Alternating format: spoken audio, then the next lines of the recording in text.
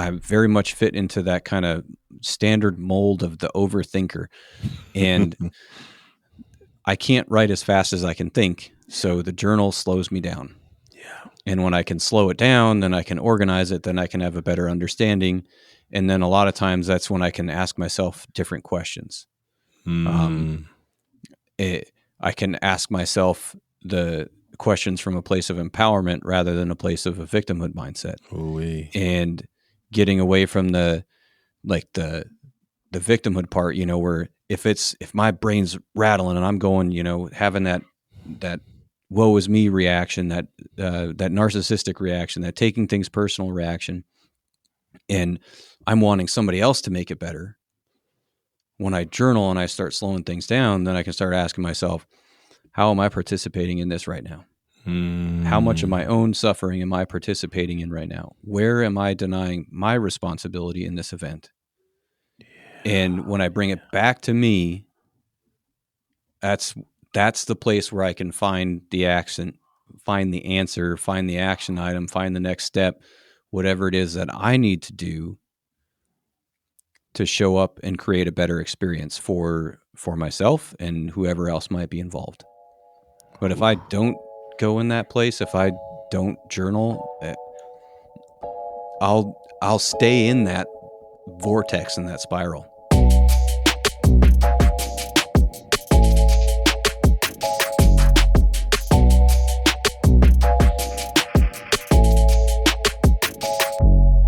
Hello and welcome to the Taking Off the Mask podcast. My name is Ashanti Branch and I'm really glad you joined us. Today's guest is Ross Leppala. Ross is a coach, a guide, a speaker. And today's conversation, we're going to talk about some topics that are really exciting for me because have you ever been an overthinker? Have you ever found yourself like letting yourself fall into a spiral or some kind of vortex of thoughts that kind of run around in your head? I am kind of good at that.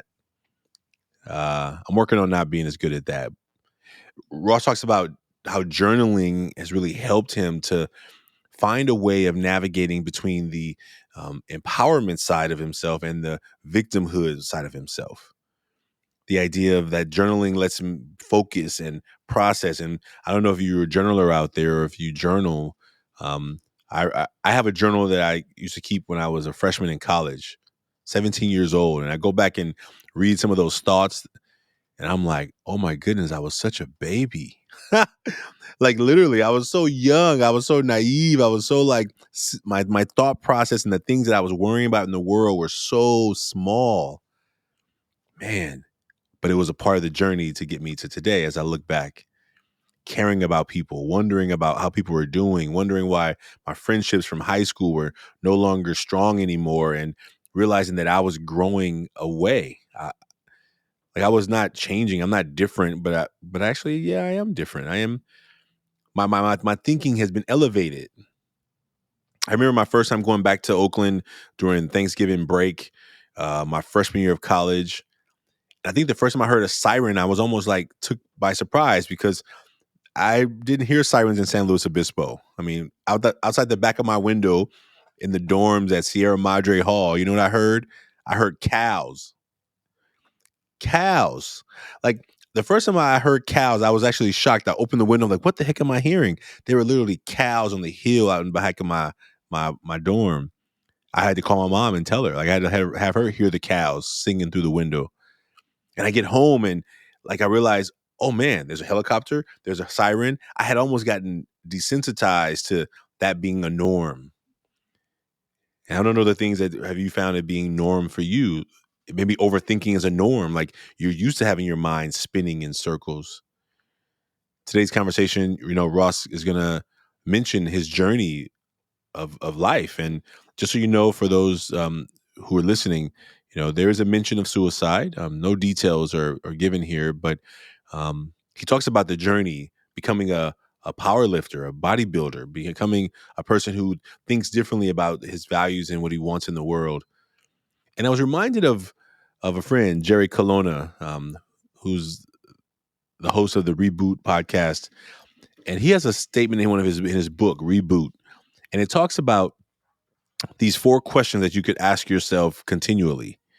I think these are really powerful questions. And so, since we're going to talk, Ross and I are going to talk about being an overthinker and journaling. These are 4 questions that if you're a journaler, maybe you want to journal about.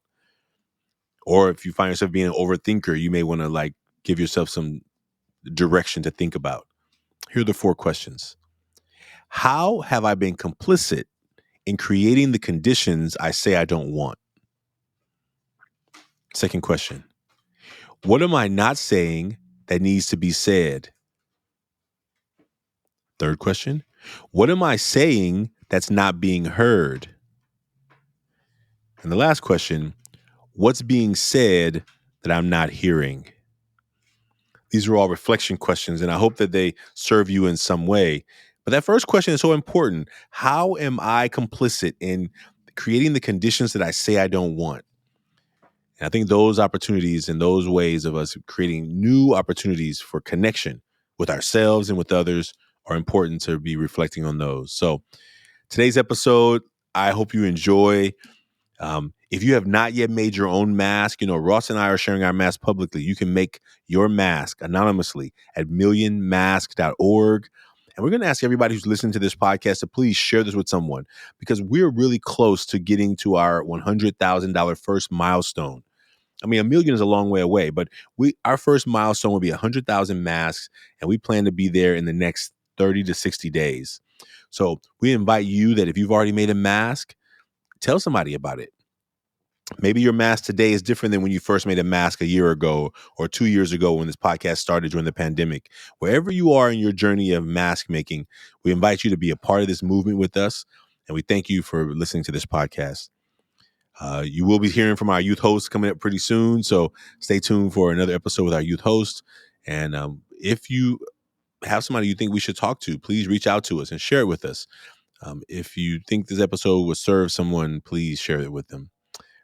Thank you again for being a part of the Taking Off the Mask podcast. And we'll see you soon, folks. Take care now.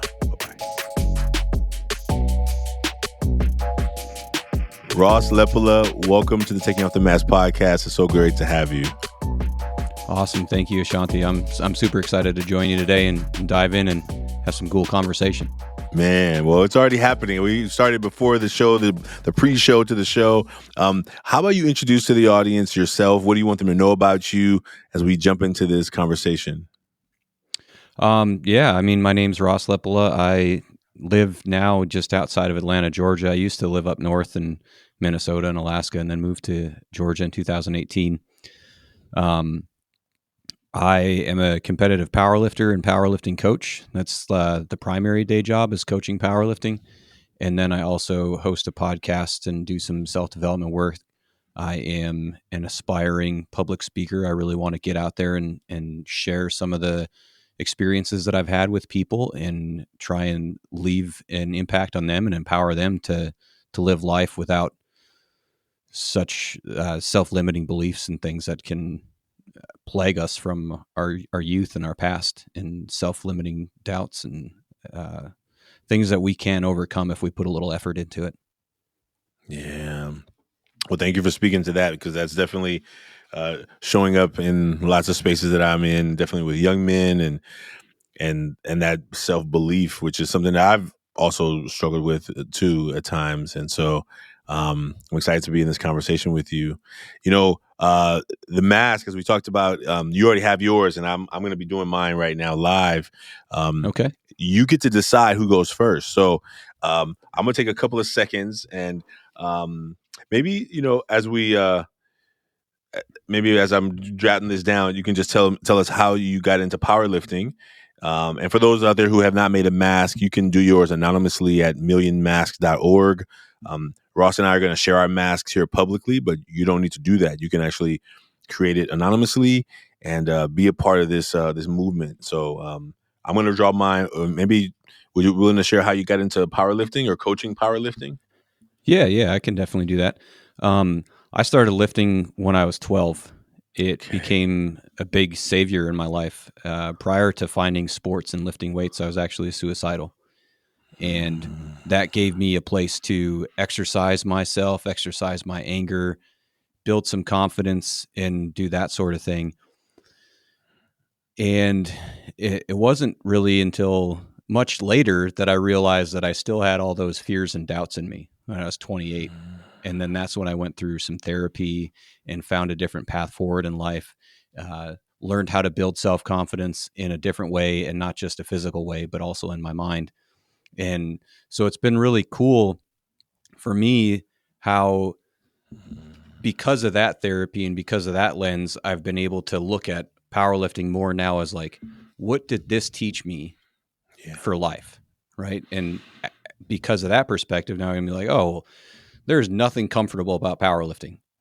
I have an ability to embrace the discomfort. I have an ability to brace the suck. Now I just have to also apply that outside of the gym. And because there's going to be Mm. moments of discomfort. So I have to be able to embrace those. And when I can embrace those moments of discomfort, I lean into it. And on the other Mm. side is a place of empowerment and a place of pride and fulfillment and meaning. So, like, looking through that evolution has been really cool.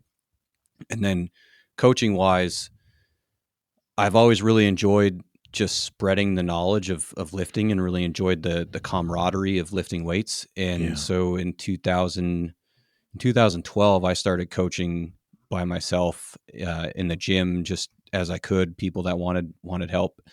And then in 2018, I transitioned over to coaching full time, and Mm. it's been great because it gives me a vessel, gives me a way to connect with people and help them be a better version of themselves. Whereas Nice. before I was a structural engineer, and I Hey. just don't. There wasn't the fulfillment from engineering that there is with coaching. So Oh having that man. impact with people is huge. Well, first of all, thank you for dropping in deep already. Like, I had to stop drawing once you started speaking. I was like, oh, I can't be drawing while while he's saying these words. Thank you, and You're welcome. thank you for being here and sharing that story with us. And I'm excited about this mask piece. I think, yeah, my heart is already opening like right now in this space of like, um, how many people out there who have not found the other way of tapping in their energy to something and channeling it in a positive way, right? Like how many people have only got stuck in channeling it in ways that feel hopeless. And so I think that's going to come up and okay. So now I think, okay, all right, we're already in. We're fully in. Um, Yeah, man. You as a guest get to decide who goes first. Do you want um, to share your mask first, or do you want me to share mine first? Um, what feels right for you? Um, how about you go first and kind of show me your way, Okay, well, and then maybe if I want to make some adjustments to my mask along the way, I'll have that opportunity. okay. All right. Well, I am. I stopped while you were talking because I really wanted to hear those words, and thank you for that. I think I'm going to Hmm. Hmm. Yeah. I'm put it like this. Um. All right. So I will do the front first, and then you can show your front. I'll do like that. Okay. Um. So this drawing, I don't know what I was. Yeah. This is what came. This is the image that came up. This is the mask, and and the words on the front of my mask are I wrote were serious, passionate, and caring. Okay. And um it was really interesting that the word caring was I almost started with an S, and I was like, am I writing scaring? Like, what am I writing on the front?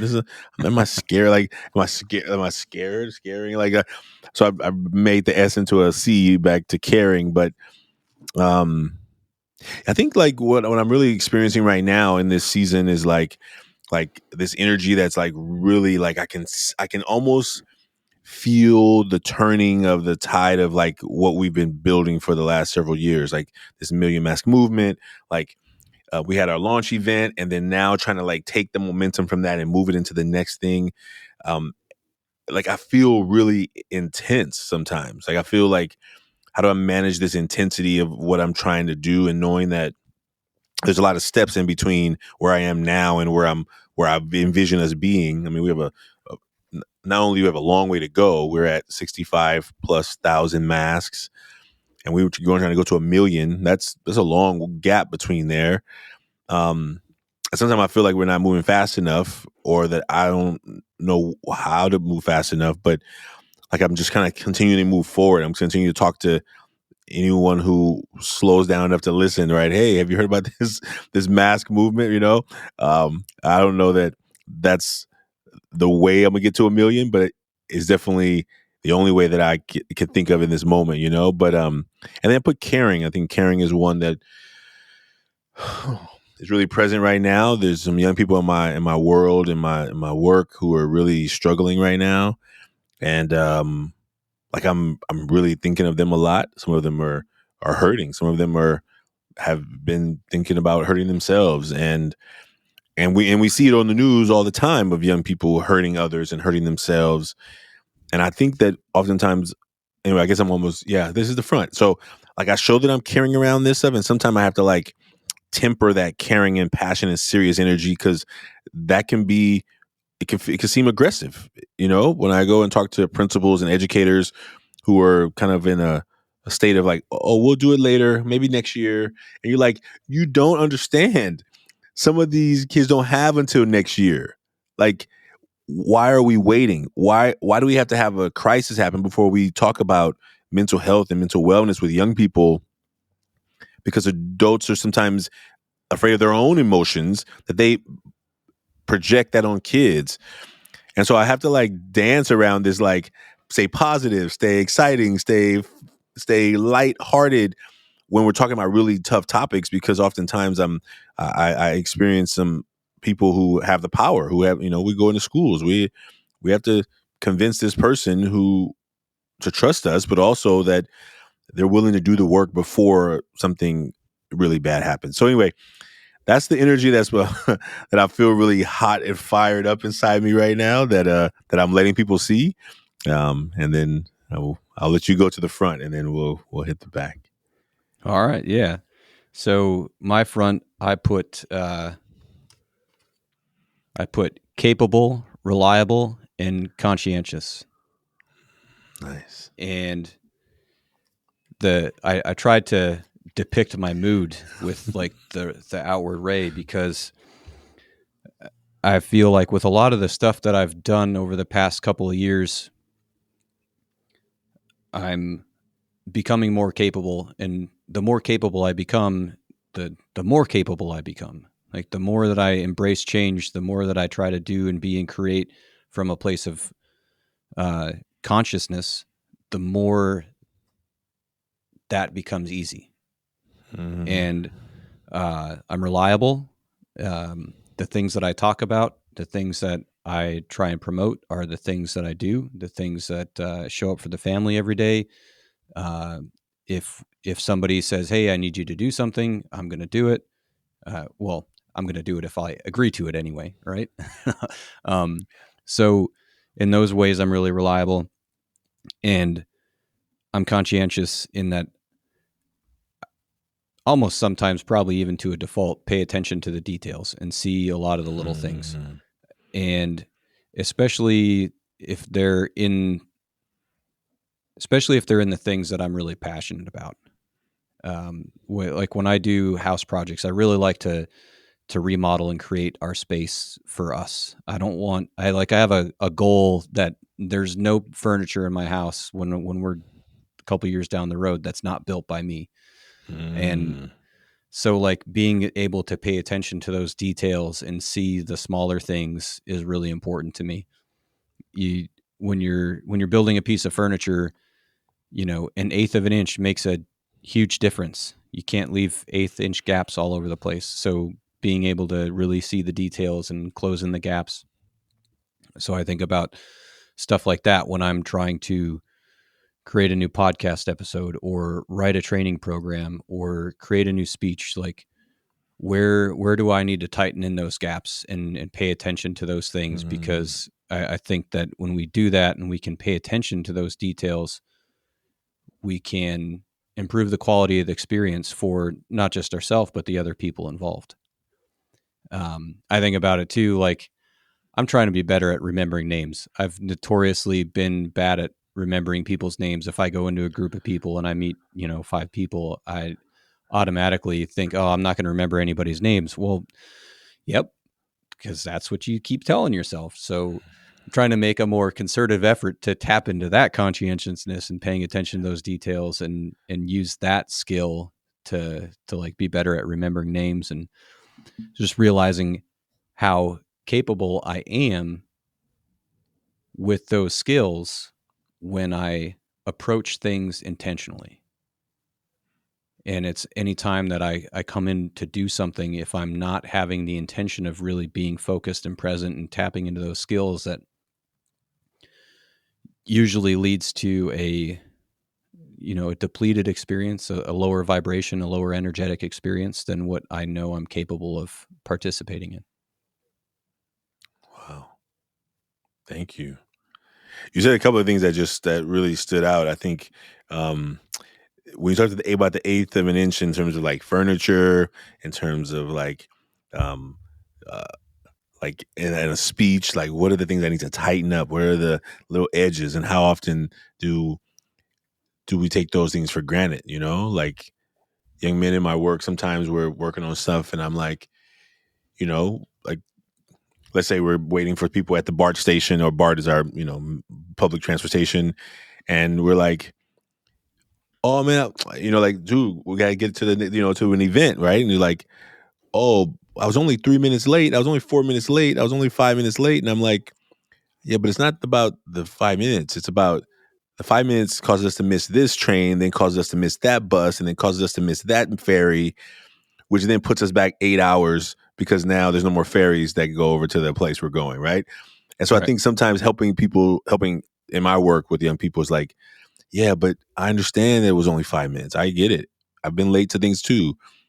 But when you don't take it serious, that 5 minutes is not just 5 minutes. It's not just an eighth of an inch. It's what's down the line that is easily overlooked. Like, For sure. and so I think like a plane off by an eighth of an inch in direction could end up in Australia as opposed to ending up in some other place, right? You're like, wait, what happened? But you're an eighth off for a long period of time, and now you're in a whole place you didn't even plan to go. So I think that any aeronautical engineers out there, please don't start sending me messages that my math is off because I made it up. It was hypothetical. Right.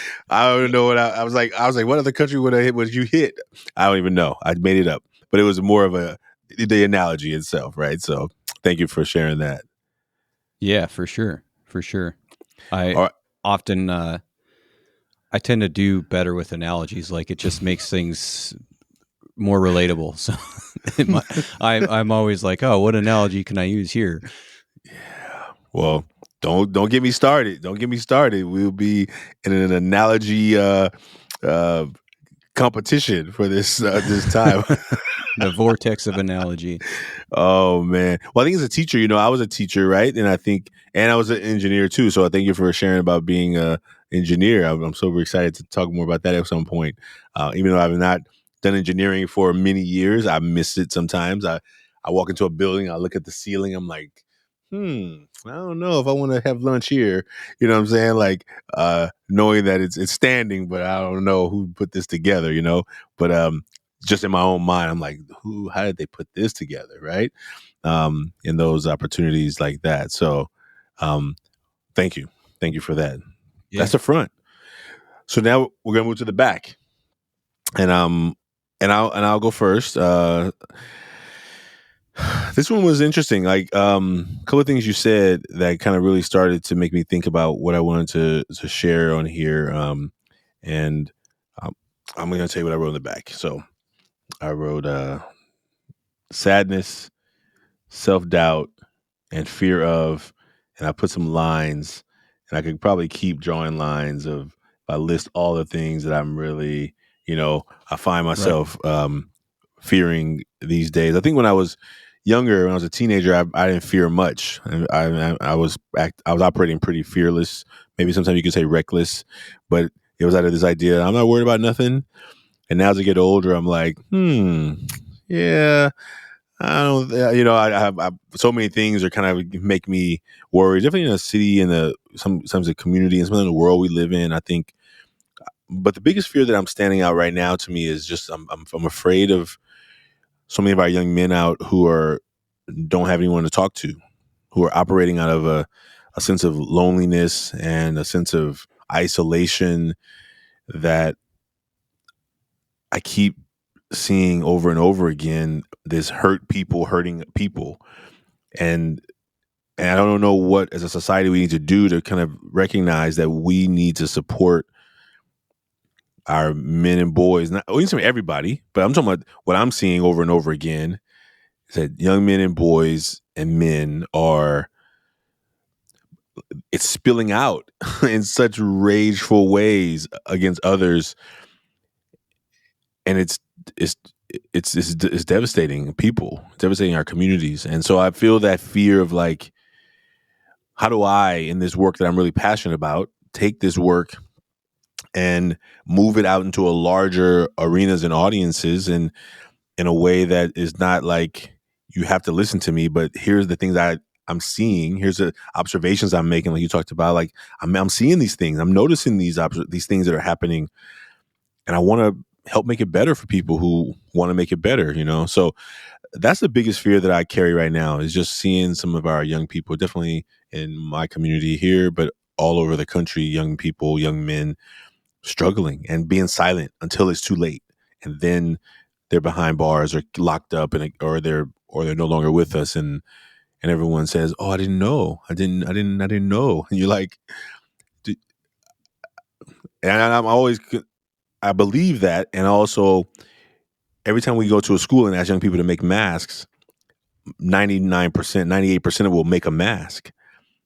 They're anonymous. They'll write something on the car. They'll tell you what they're not talking about. And I'm like, why are we not asking more questions? And I think that's something that's coming up as a really present fear today. So I'll stop there, but that's the back of my mask. Yeah, man. I can relate to that. When you're talking about young men not having a place to go and people to talk to, like that was definitely like that was me. Um, and I had people in my life that I probably could have talked to, but I didn't know how. And even if people do have somebody around, it's difficult because it's not from such an early age.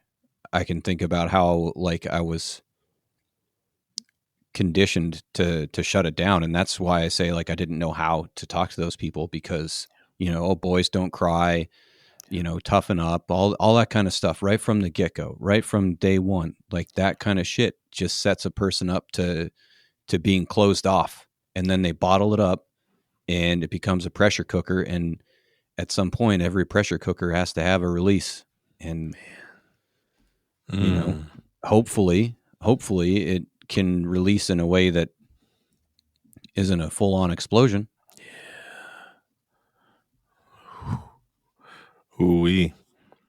Have you ever used a pressure cooker?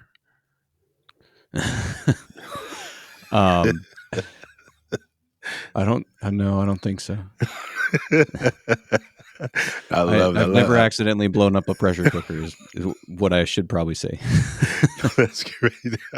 Oh, that's a good one. I mean, when you talk about pressure cookers, I'm like, oh yeah, that's so real. I mean, I love the analogy. As I was telling you, I like love the analogy. It creates a visual for real. That pressure got to go somewhere, and Yep. when the pressure is in our bodies, like got to get out some way, right? I mean, you found powerlifting, right? But how many young people are sitting on their computers and they're just yelling at a screen, or if that, right? But it's waiting, it's bottling up, Yep. and so Yeah. yeah, One of the things that I talk about with people I work with is suppression. Suppression is depression, and you have to mm, find a healthy way to express it. Like I know for me, like whatever that is that's rolling around the back of my head, I got to get it out of my mouth. And the second I get it out of my mouth, now I can really deal with it. I'm like, oh shit, I just said that out loud. It's real. Okay. Now I know it's real. Let's deal. But otherwise it's just a torment in the back of my head. And I found journaling to be really helpful with that too. If I don't have another human being to talk to and have that with, I can go to my journal and I can just talk about it with myself. And then it's also safe and I can be, completely vulnerable with myself and make it real so that I can deal with it. Beautiful. Well, I'll let you share the back, and then I'm going to ask you about your journal. I love journaling, and so I'm always asking people about their journaling. Yeah. What kind of journal you use? So would you share the back of your mask, and then we'll go there? Yes. So I put down 3 things. I put down personally in parentheses, taking things personally, and destruction and narcissistic internal reactions. And so the taking things personally, I know intellectually that everybody's expression is an expression of themselves. Your expression is an expression of you, not me. What you say says stuff about you, not me, so on and so forth. But I still get from time to time stuck in that pattern of taking things personally. And I don't like to show that. I don't like it because I know that it's wrong, and that's just an expression of an old wound of mine that I still haven't loved enough yet. Destruction, in those moments when I'm really angry about, something that comes up, whatever it may be, sometimes I just really want to just break shit. I just want to break it, and it's inanimate objects. Like if I'm working and I'm frustrated at my computer, sometimes I just want to office space it and just smash it. But I know I don't want to spend, $1,500 on another computer, so I probably better not smash it. Oh, that comes up too, especially on projects when I'm working and building stuff, and it goes wrong, and it like plumbing is the worst. Oh God, there's always problems. It always breaks. You think you got the right parts, and you get back from the store, and then you don't, and so then I just want to rip the toilet off the floor or something. Just destroy it. Get it out of here. Oh man, I resonate. Yeah. And then the narcissistic internal reactions. So obviously, the term narcissism comes with quite a negative connotation. So saying that out loud and admitting that can be scary. Yeah. And at the same time, I definitely still have some of those internal reactions. So I don't like to share that. I don't like to show it, especially because it's also not anybody else's responsibility. It's mine. Yeah. And I personally believe in radical personal responsibility and have benefited from it greatly. Like the more I own of my life to the fullest, most radical possible extent, the more I find I am able to create what I really want and what I really desire. Nice. So I know that this internal reaction is mine, and what it is when I have that reaction, that's really just like my inner hurt child wanting somebody else to love it.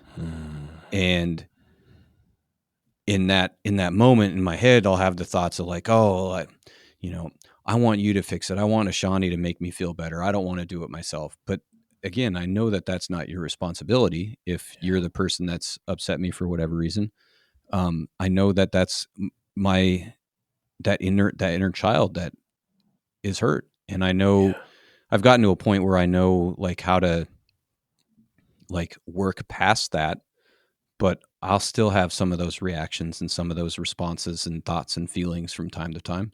Yeah. Thank you for that. I want to speak to that part you just said. If you're willing, you talk about the inner hurt child. Um, can you describe? Do you have any? Are you willing to describe him a little bit? Like what? Yeah. Yeah. Yeah. I mean, uh, for me, a lot of it is just like thinking about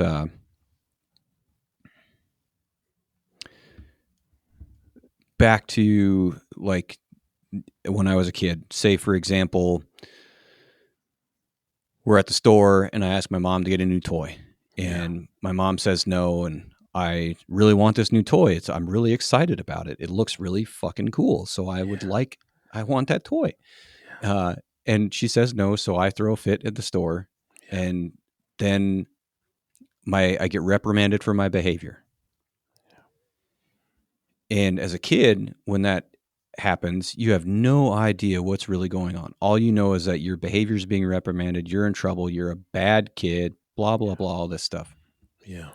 Years later, as an adult, the thing that I can connect with and understand is that what I was really experiencing and where the pain and hurt and the bad behavior, the negative attention seeking behavior comes Yeah. from was the message behind it, what was really happening. And I would get a no to the toy, but mom would have money for the cigarettes or dad would have money for his beer. Yeah. So here I am being second best or second place to my parents' habits, Yeah. Yeah. and talk about feeling not worthy and Yeah. insignificant. And paired with the behavior getting controlled, now nobody's connecting with my hurt or feelings in that moment. It's just, I'm a bad kid. I got to go sit in the car. Yeah. And so, like moments like that where I didn't get the love that I needed as a kid, like that hurt is there.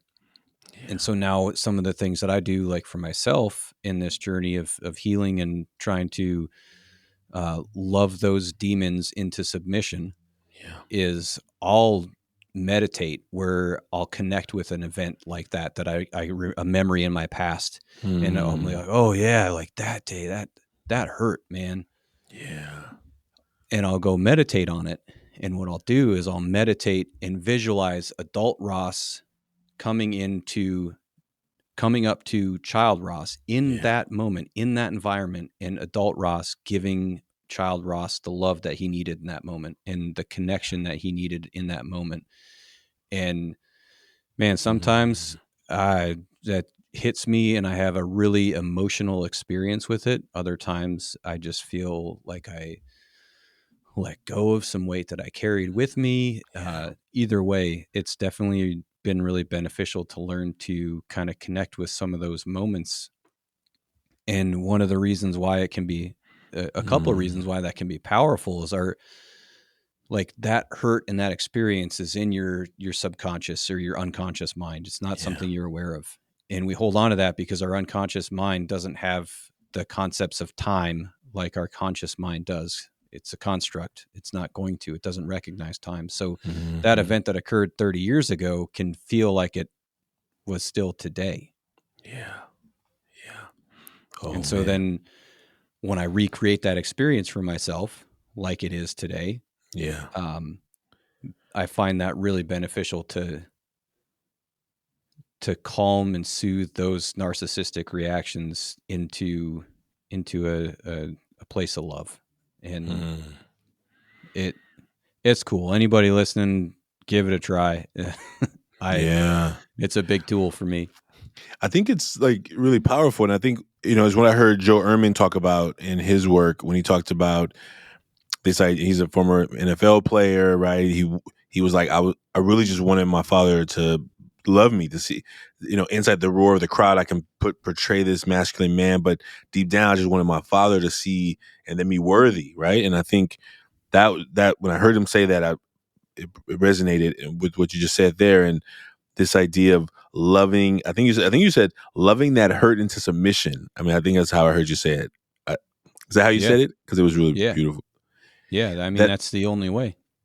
that idea of like going to that little boy who wanted to be seen and heard, and just knowing that seems unfair, and yeah, life isn't fair, but why isn't it right? Like why am I watching this disconnect between what's important to me, what's important to you, and my importance doesn't matter, but yours does. Like all those ways that having those conversations with that inner child, and I think so many people, they I think they could benefit from what you just said, and I think that experience of like, what did he need to hear? What did he need to hear? What did he want somebody to say? What did you want to hear from those words, from those mentors, parents, grandparents, adult figures, teachers that would have served you in that moment, right? Because Yeah. to be like, get over it is great, but to be like, well, why do I still feel it? Like, I really wish I could get over it. I don't really want to be carrying this old memory around,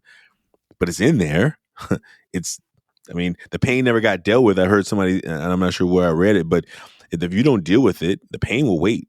It'll wait Yep. around. It's just like, okay, well, you don't have time to deal with it, or somebody told you to suck it up and man up, and so you just pushed it away, but you never solved it. You never resolved it. You just tried to ignore it. And some of the things you can Exactly. ignore forever. And I think we hear on, a lot of stories I hear about men who talk to their fathers, or people talk to their fathers on their deathbed, and their fathers are like, I'm sorry about that one time. Like they even have memories of things they had done or had not done that they are carrying, but they've been told. And sadly, it doesn't come out sometime until they know that they're, you know, toward the end. And Right. it's like, man, what if we could have had so many more days of just more caring and love as opposed to pretending that it didn't happen, I think I those hear are you. important. I agree. Absolutely. Man. Wow. Wow. Wow. Wow. Wow. Wow. Wow, man. That I was thinking about like a story when you think about that, like what are the stories that I carry? I asked you about your little boy, and I'm gonna tonight in my journal, I'm gonna do some writing about that. Like what is I have lots of stories of just things that I remember that I think back to, and I guess maybe this is the idea. My journal is like a moleskin. It's like a really simple moleskin notebook. Just a floppy. You know, Right. I could fold it, whatever. But I really like journals. Is there a type of journal that you use, or you just have a note? What do you use for journaling? Like, what is your style of like? Do you just write free flowing thoughts? Do you use prompts? Is there? Yeah. When I first started, it was a gratitude journal, a daily Mhm. gratitude journal. And I use that to help as well cultivate my gratitude practice. Yeah. And so that was good. But then I realized at some point, I'm like, man, I need more than this. Yeah. Like I need to allow just free flow. And I Yeah. started doing that, and wow, that just like really opened the door for me. I the way I articulate it is I'm a thinker.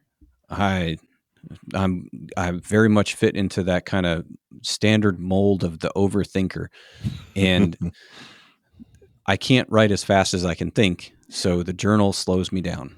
Yeah. And when I can slow it down, then I can organize it, then I can have a better understanding. And then a lot of times that's when I can ask myself different questions. Um, Mm.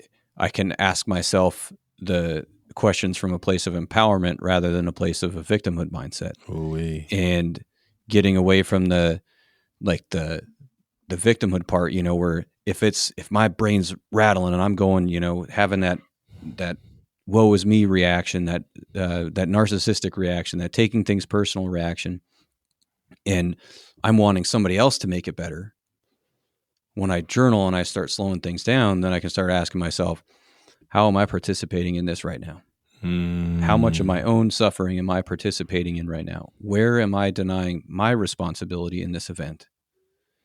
And when I bring it back to me, that's that's the place where I can find the accent, find the answer, find the action item, find the next step, whatever it is that I need to do to show up and create a better experience for myself and whoever else might be involved. But if I don't go in that place, if I don't journal, I'll stay in that vortex in that spiral. So That's the huge. journal is a big place for me to go freestyle and write it out and find me, Yeah. find what I need to be doing rather than what somebody else needs to be doing. Yeah. Yeah. Okay. All right. I I have a prompt for today for myself. Thank you for that. Thank you for that tip. For sure. I've been needing to like open up a new journal and like because right now my journal ends up becoming like half work on the backside and then half other stuff on the other side, and I kind of write from both ends, and then I'll end up staying on the work side more than I stay on the. And I'm like, okay, I've been like in my mind, I'm like, okay, I need to have a place like to like just do the rush of Yeah. thoughts and ideas out. So One thank you for that. one of the things I did that helped me is I bought like a super nice fancy leather bound cover, Mm, and by making it really nice and putting that investment to it, it like made it more sacred for me. It made it more sacred space and made it more valuable. It made it more something like, okay, like here I invested in this and bought this really nice cover. Like this is something I really want to like be intentional with, dive into, use on a regular basis, and that helped as well. that's a good one. I treated it with more value at Yeah. the end of the day. All righty. All righty. You just thank you. Thank you for that. Yeah, Thank man, you for that. for sure. You know, I'm really excited about these conversations because I think one of the things that I want us to create with these conversations is that men that we are human, we feel, we have the ability to talk about those feelings that we feel, and it doesn't always look the same. Right. And I think that oftentimes people who are afraid of that opportunity for men to feel are thinking like you have to be in some kind of temple with with flower with whatever the ambiance they put in their minds or what it means to like have a heartfelt conversation with somebody. It can happen anywhere if we're just willing to listen enough and be present enough and share at the level that we're comfortable. So thank you for being a part of this conversation. I think that what our hope is that through these conversations that more men will hear about it and more men will see and more people will recognize that they're not alone, that we have more in us than people could ever see by looking at us on the outside, and that I think we just need a world that begins to see more than what our eyes can capture. I think we've let our eyes fool us so long, right? And so how about we Yeah. let our ears and our heart connect to the picture also. Yeah. And I think sometimes that we don't let that happen in our society. So thank you for being a part of this conversation. And is there anything last thing you want to say before we wrap it up? I definitely appreciate you creating the space for these conversations. I find them incredibly valuable for myself, to have them with other people, to be a part of them in any way that I can. So I definitely appreciate you being another person in the world creating these kind of conversations for people, and they're overdue. They're overdue. Like I forgot where I saw it, but basically there was a thing like, how, hey gentlemen, look at all the work that the women have been doing to cultivate their divine goddess. Like, why are you not doing the same thing? Turn the sports off, stop drowning yourself in sports, and do some work. That doesn't mean you have to give up sports. That doesn't mean you have to stop watching sports. Yeah. But don't numb yourself out. And I that's what I see a lot of times. And I mean, I was one of them, man. I definitely numbed out with all kinds of different sports and things. And I think once you start to wake up with that, you, I mean, I suppose you can go back to sleep, but I don't want to. Man, neither do I. Will you let folks know how, if those folks who want to reach out to you, those who want to learn more about your coaching or about your podcast, will you tell us the best place for people to follow you? Tell us, any information that you want, and we'll add them in the show notes. But if you can let us know how people can connect with you. Yeah, people can find me. I'm on social media, Instagram, Ross.Leppala. My podcast project Unchained is on Instagram. It's also available on all the platforms, Spotify, podcasts, Apple Podcasts, Google Podcasts, all those different platforms. You can find me on Facebook, Ross Leppala, and email too, if you need to, the akleprechaun@gmail.com. Nice. Yeah. We will put all of those links in the show notes, folks, for you and Ross. Man, this is for folks just to give you context of where we are in the stratosphere of Earth and world and dates. We're right before Thanksgiving week, so I want to wish you a happy Thanksgiving. And if we don't check in soon, definitely a happy holiday season. Thanks for being on the show today. Thanks for sharing from the heart, and thanks for sharing some personal stories that I think that so many people, wouldn't know by looking at us on the outside that we've been through tough stuff too, right? And so thank you for that. Right. And I look forward to connecting again with you soon. Yes, thank you, Ashanti. I appreciate you. Right on, folks. Well, folks, Ross and I shared our mask here publicly. You don't need to do that. You can go to millionmask.org, share your mask, and we hope that you will tell somebody about this conversation. Maybe something in here inspired you. Ross's information is in the show notes there below. But please stay connected and keep listening to your heart. Take care, folks. Peace.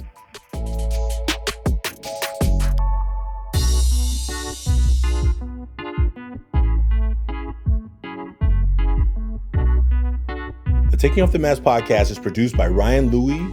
Graphics are by Kelly Wong. And a special thanks to the team at Ever Forward, Vanessa Cortez and Choke Allen Alvarez.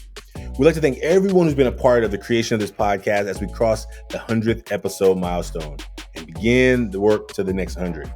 We hope that everyone who's been a part knows that they're a part of the Taking Off the Mask family. And we look forward to you being a part of it as well. If you like what you heard today, please subscribe, write a 5-star review, and share, as we look forward to continuing to have conversations that matter. Stay tuned for the relaunch of the Million Mask Movement on 11/11/22. That's November 11th of 2022. There's a math problem in there. You can find out more by visiting everforwardclub.org and following us on social media. Take care, and we'll see you soon.